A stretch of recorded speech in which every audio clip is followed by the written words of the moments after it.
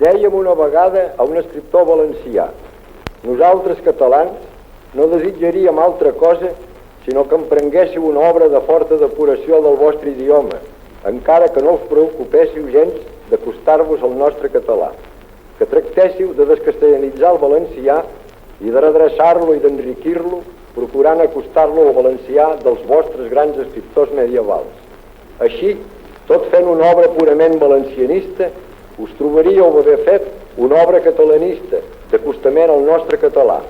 elevant la vostra llengua escrita per damunt dels parlars valencians actuals,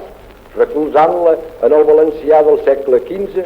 produiríeu un valencià que no seria pas una llengua altra que la catalana nostra, sinó la modalitat valenciana de la llengua catalana al costat de la nostra modalitat catalana i de la modalitat balear. Molts valencians i balears creuen encara que l'obra d'unificació del català escrit suposaria la supeditació de llurs varietats dialectals al català de Catalunya. No es pretén de supeditar cap varietat a una altra. Es tracta simplement que dins cadascuna de les tres grans regions de llengua catalana es realitzi una obra de depuració, de redreçament de la llengua. Cadascuna d'elles té els seus clàssics dins la nostra literatura antiga, que cadascuna els prengui com a models per depurar i redreçar la seva varietat dialectal,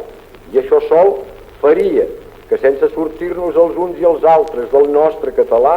ens trobaríem escrivint modalitats no pas molt diferents d'una sola llengua literària.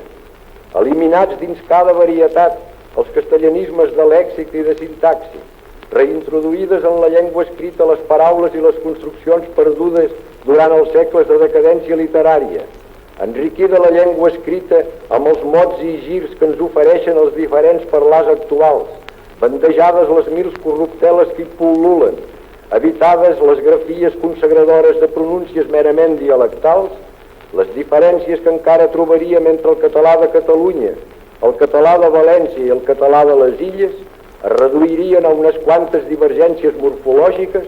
les quals, per llur nombre i per llur importància, no justificarien pas de parlar, com encara alguns parlen,